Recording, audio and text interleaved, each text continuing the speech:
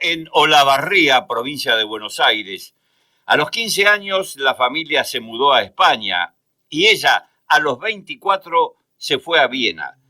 Estudió violín, viola, hizo licenciaturas, másters y creó el método Bolognani para ayudar a quienes tienen dificultades con el aprendizaje. Se llama Valeria Bolognani. A ella la saludamos. Hola Valeria, Omar Mané desde LT8 de Rosario.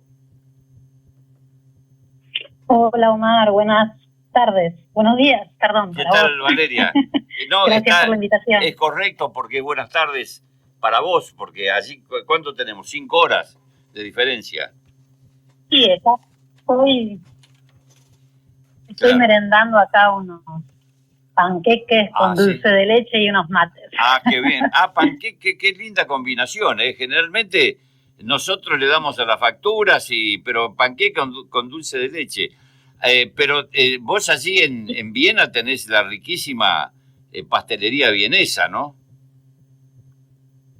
Sí, bueno, pero nosotros los argentinos, para mí, tenemos una pastelería más rica que la vienesa, claro. Sí. Yo siempre elijo. ¿Y conseguís dulce de leche allí? Sí, hay solo un supermercado que vende dulce de leche, así que bueno, estoy siempre ahí comprando. Ajá, yerba también, alfajores y ese yerba, tipo de cosas. Sí, también. Claro. No, alfajores no, siempre tengo que, cuando alguien viene, estoy extorsionándolos para que me traigan un poco de alfajores. Claro. Valeria, has vivido poco en la Argentina, ¿no? He vivido 15 años, pero bueno, estoy siempre volviendo todos los años, así que me siento muy cerca de la Argentina. Claro, ¿y tu familia, seguramente por razones de trabajo de tu padre, emigraron a España cuando tenías 15 años? Sí, fue esta una de las razones de que económicamente no se estaba muy bien, así que bueno, decidieron probar en otro lado. Vos ya estabas estudiando violín, ¿no?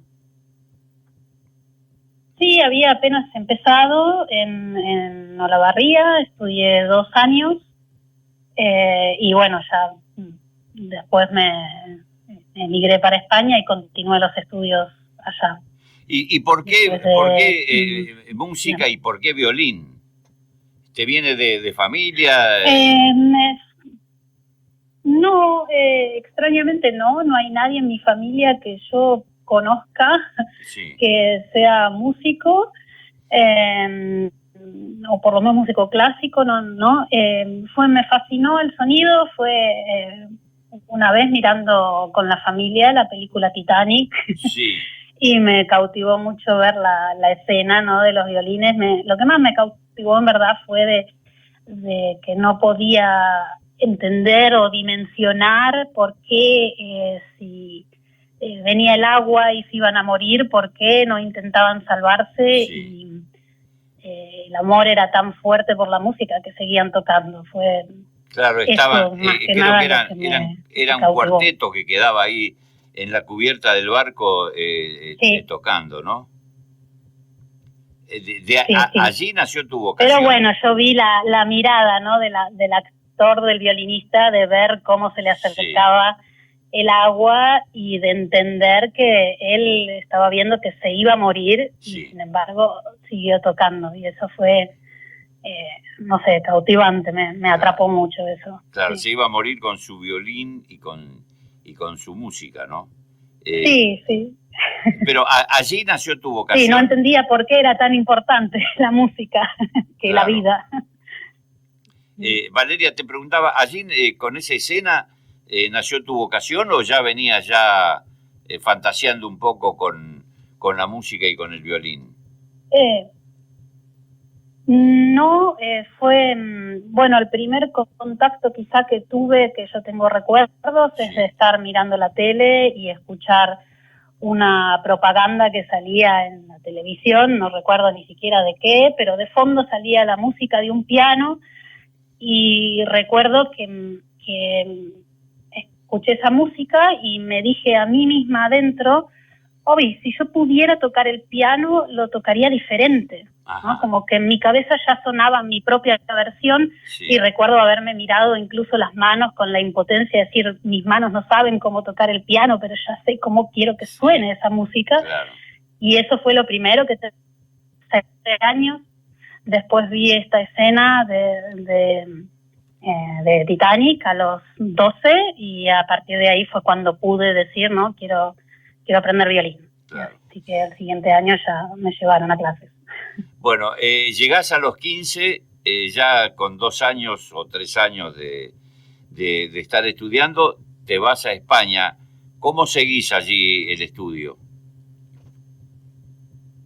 Y bueno, fue un poco toda la complicación también de llegar a otra cultura, buscar profesor que me gustara, porque también es un mundo encontrar un profesor que uno se sienta a gusto. Sí. Así que bueno, seguí en el pueblo donde se habían mudado mis padres, no era un lugar culturalmente muy activo, así que bueno, seguí unos años ahí hasta que pude irme a una capital. Ajá. Y seguir estudiando allá con un profesor que me agradaba un poco más y también empezar la universidad, que en el pueblo donde estaba no había y tampoco había muchas orquestas ni nada, así que me moví para una capital. Bueno, y después elegiste Viena, bueno, ¿pero por qué? Por su gran cultura, todos los músicos que han nacido allí y todo el movimiento musical que hay. ¿Por eso elegiste Viena? Y uno siempre sueña con Viena siendo músico clásico, pero nunca se lo toma en serio como que realmente puede llegar hasta ahí, ¿no? Es como, sí. Como un sueño, ¿no? Y bueno, yo no fue que algo que decidiera, simplemente algo que se dio o lo fui buscando inconscientemente, porque estando en España empecé a presentar solicitudes para hacer un año de Erasmus, que vendría a ser como Rotary, digamos, una cosa así, que uno se va a estudiar un año de la carrera al exterior, y presenté en diferentes lugares. Uno de ellos fue cerca de Viena, en un pueblo cerca de Viena, en otra ciudad, también acá en Austria, en Italia, y mandé solicitud y videos de cómo tocaba y al final me aceptaron en todos los lugares para poder hacer ese año y me dio la opción de poder elegir, así que elegí este pueblito cerca de Viena, estudié este año ahí y tenía que volver a España para poder terminar mi carrera, me faltaba un año, pero dije, no, yo de acá no me voy, o sea, vi la cultura estar en Viena. Viena es para nosotros músicos clásicos, sí. Es un museo, la propia ciudad, ¿no? Claro. Y así que bueno, fue muy duro terminar la carrera a distancia. Me quedé acá y a distancia terminé el año que me quedaba, viajaba a España para dar exámenes y lo preparé, digamos, por libre hasta que rendí y terminé la carrera de violín. Bueno, ¿y integrás alguna orquesta o en ese lapso, en todo ese tiempo donde estudiabas, tocabas también? ¿Estabas en alguna orquesta de cámara? Sí, por supuesto. Siempre uno, a medida que va estudiando, siempre simultáneamente también va haciendo todo el trabajo orquestal. La propia universidad tiene orquesta, después hay otras orquestas que también te llaman y necesitan gente. Después en Viena, después de 5 años de vivir acá, porque después del pueblo ese me mudé para Viena y también fue una preparación de todo un año que hice para poder ingresar a la Universidad de Música de acá, que es una de las, está catalogada la segunda mejor del mundo. Sinceramente preparé la prueba, dije, bueno, voy solamente para decir que participé, ¿no? Que no digan que no intenté, ¿no? Sí, sí, claro. Y después fue una gran sorpresa de que me admitieron, que no lo podía creer. Pero bueno, tuve la oportunidad de poder estudiar en esta universidad y ahí obviamente también integrando orquestas, todo en la universidad y fuera de la universidad. Y en 2024 terminé la carrera en Viena de pedagogía de la viola.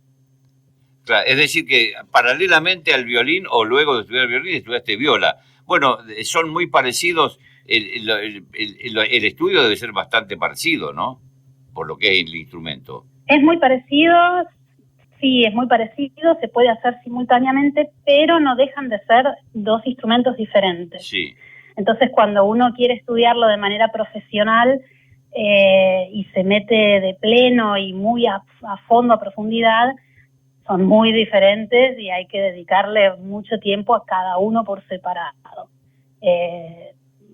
Son de la misma familia, pero no son el mismo, son diferentes. La música se escribe diferente también. También, así. Hay que dedicarle tiempo, sí. Claro, ahora en una orquesta tiene mucho más protagonismo el violín, ¿no? Tiene mucho más protagonismo el violín, pero violas hay muchos menos. Entonces se trabaja y se necesitan muchas más violas que violines. Siempre se escasea mucho más los violistas que violinistas. Ajá. Porque aportan así también... que siempre me ha salido mucho más trabajo de viola que de violín. Porque hay menos violistas.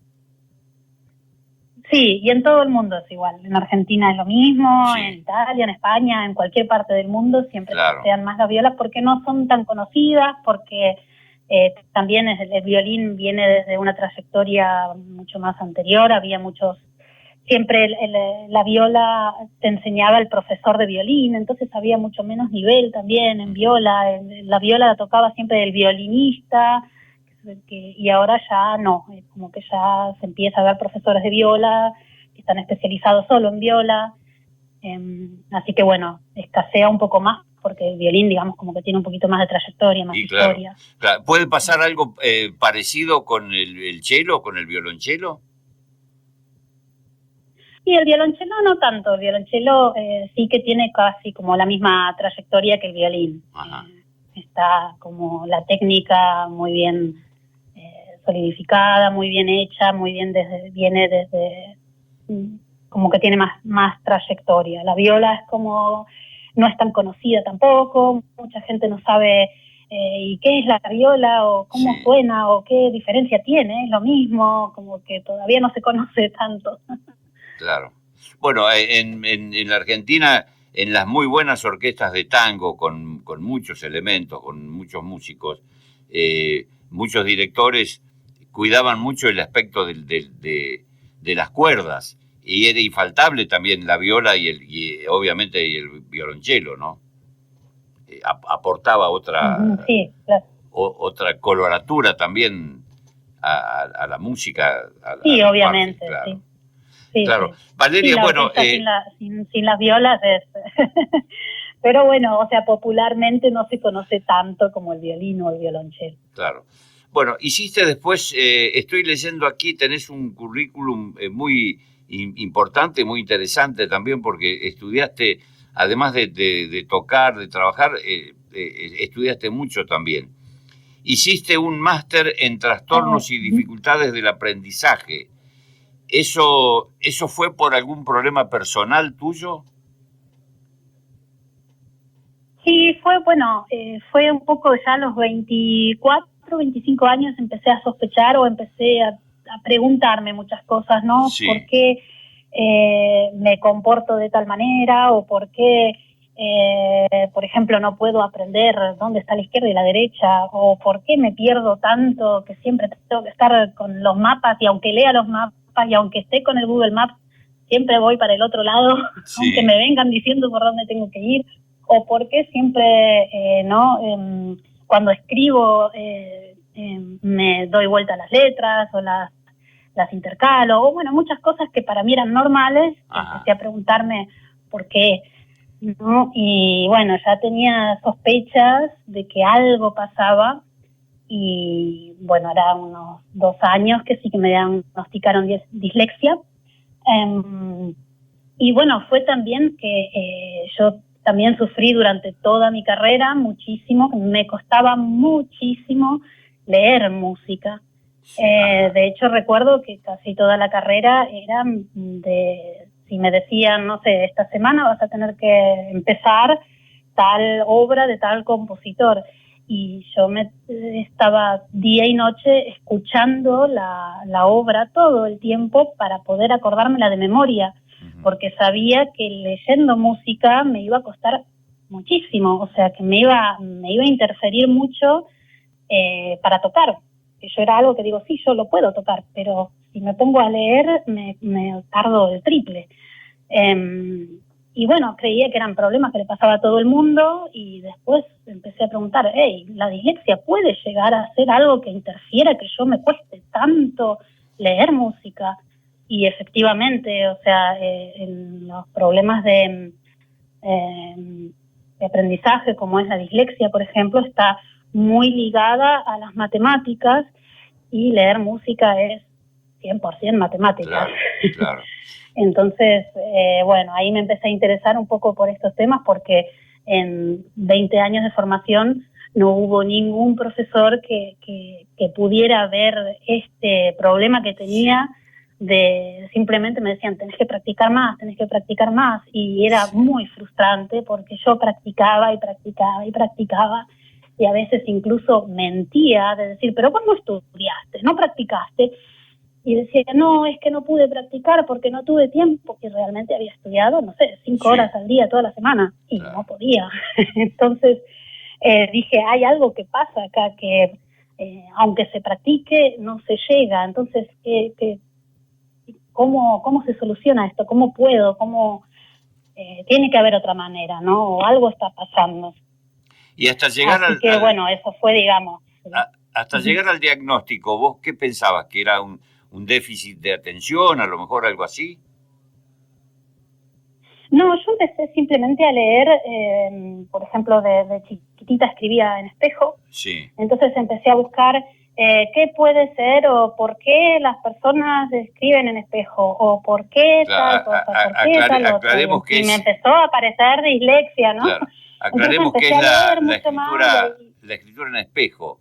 Es decir, agua, por ejemplo, bueno, es parecido, sería auga, como se ve un cartelito en un espejo. Exactamente, por ejemplo, mi nombre, que es Valeria, lo escribí al revés, y si vos lo leías normalmente, leías Airelaf. Claro. Pero las letras también estaban en espejo, entonces también era muy complicado poder leerlo. De la única manera era ponerlo delante de un espejo y ahí podías leer, porque estaba todo orientado como de derecha a izquierda, o sea, yo agarraba la hoja al revés. Claro, y algunas consonantes se confunden también, ¿no? La D y la B, por ejemplo. Sí, la D, la B, también hay, por ejemplo, que incluso hay sílabas enteras que no escribo. Si hay una palabra, no sé, por ejemplo, aprendizaje, y puedo escribir, por ejemplo, aprendije, una cosa así. Hay alguna sílaba que no la escribo, o los intercambios, si empieza, por ejemplo, AP, escribo PA. Claro. Y eso es... ¿Y qué tratamiento te dieron? ¿Qué hay ejercicios para corregir todo esto? Sí, eso se va generalmente en la infancia.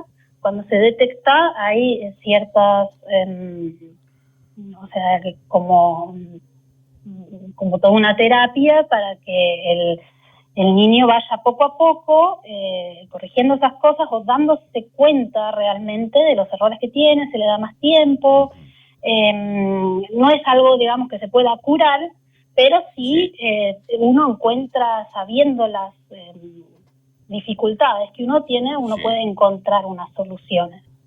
Yo, por ejemplo, ya tuve que encontrarlas autodidácticamente, las encontré, y ahora no es algo que o sea, yo cada 3 palabras, por ejemplo, sé que voy a tener algún error. Entonces, paro, miro, vuelvo a corregir. Claro, revisar, pero sé que tengo que parar cada 3 palabras, por ejemplo. Pero eso solamente en la escritura, no en el habla. A veces también en el habla, pero no tanto, sí. Por ejemplo, para leer, hay veces que, por ejemplo, paro cada 2 párrafos, por ejemplo. Hay veces que una misma frase no puedo entender, entonces sé que tengo que parar. despejarme un poco y volver a intentar. A veces leo en voz alta la frase que no puedo entender, que no puedo conectar. Pero son cosas que digo, bueno, hoy en día no interfieren tanto en lo que es el leer o escribir, en lo que es mi profesión, ¿no? Entonces lo que sí que estoy intentando hacer con mi método, que es todo un proceso, ¿no? Cómo hacer para que sí encontrar una solución para lo que sí me afecta, que es leer música. Claro. Entonces, utilizar colores que me llamen la atención o marcar círculos donde veo que no puedo conectar dos notas, entonces para saber dónde están los tiempos, cómo agruparlos, bueno, diferentes estrategias, digamos, que quizá una persona que no tiene estas dificultades no las necesita. Claro. Bueno, vos estás hablando del método que creaste, que es el método Bolognani.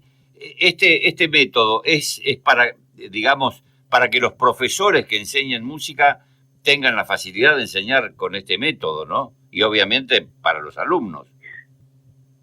Ese es el objetivo. Claro, o sea, este método que sí, el objetivo y sobre todo también a futuro, porque es algo que, como digo, es algo que se desarrolla.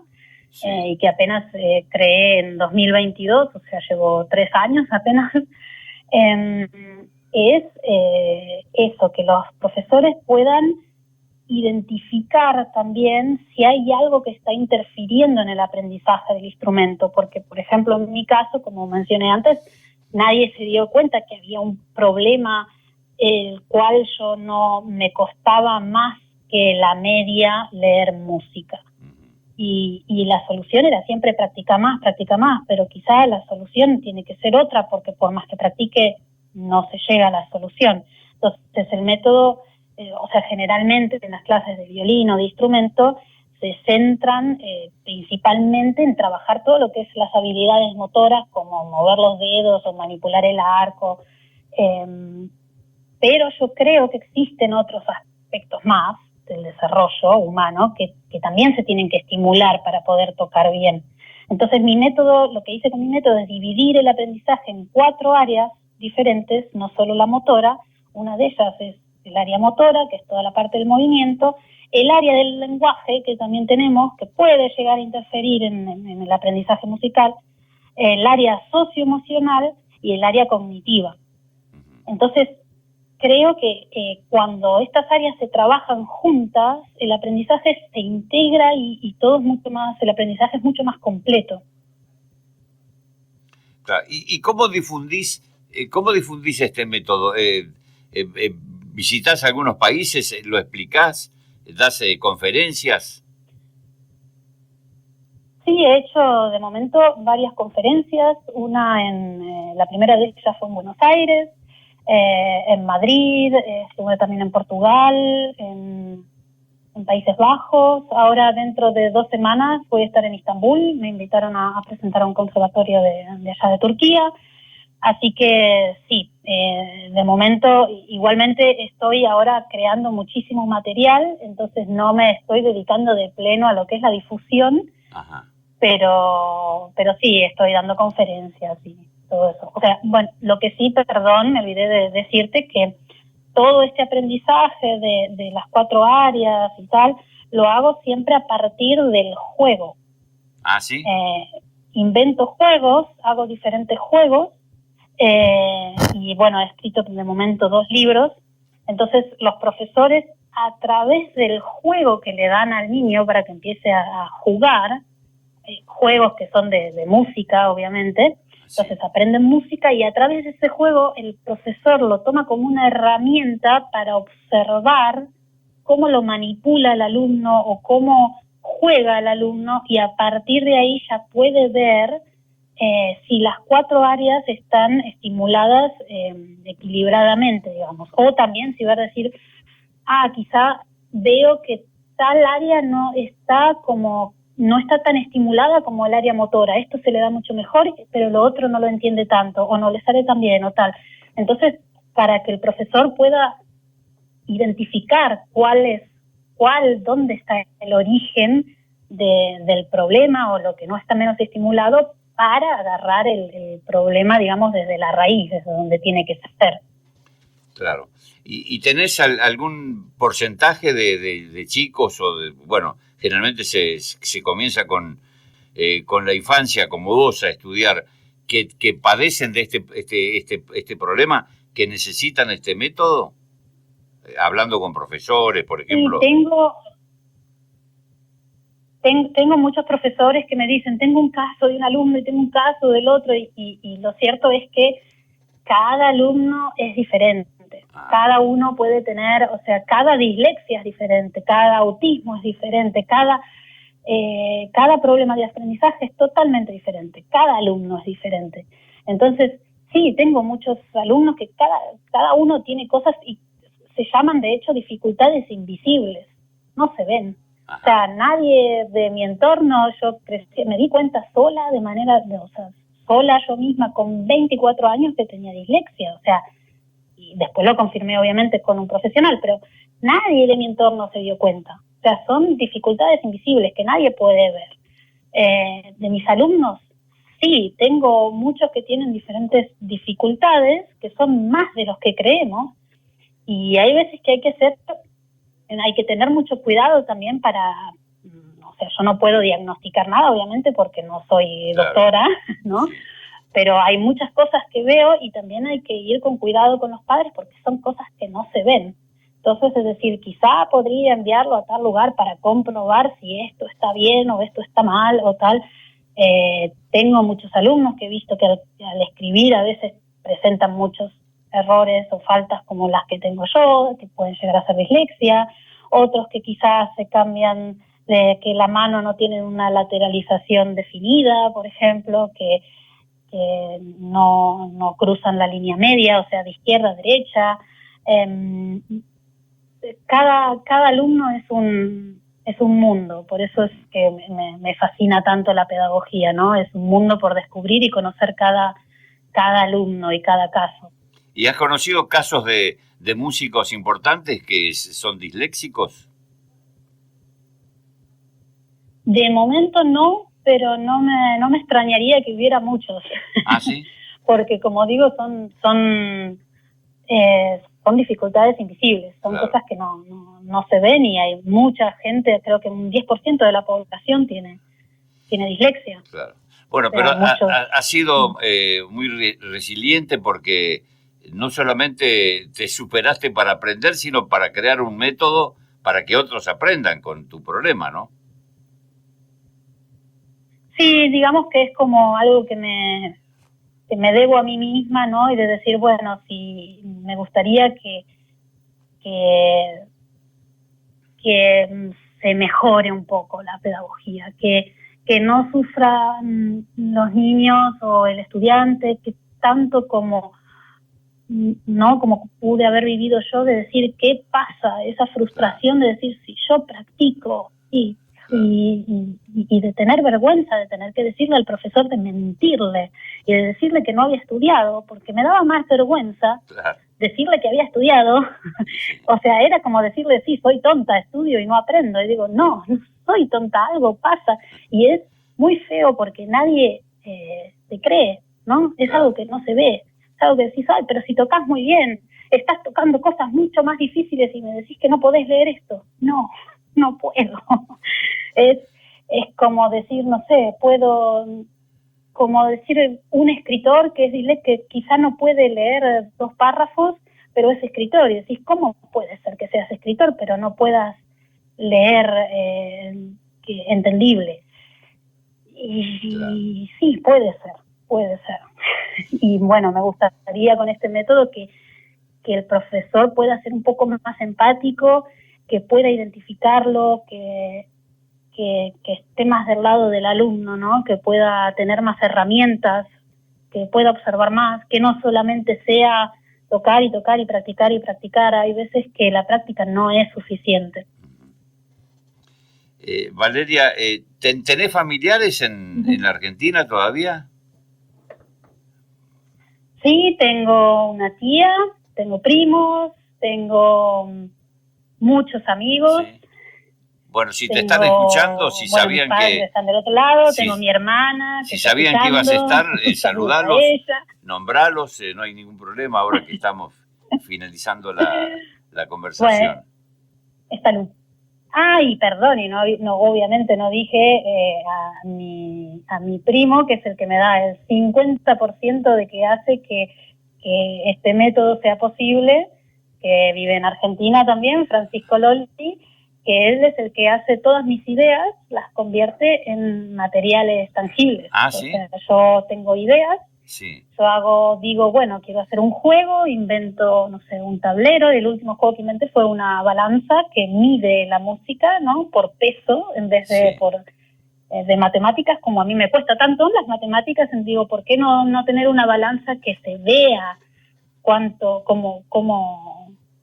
cómo se divide la música o cómo se compone la música?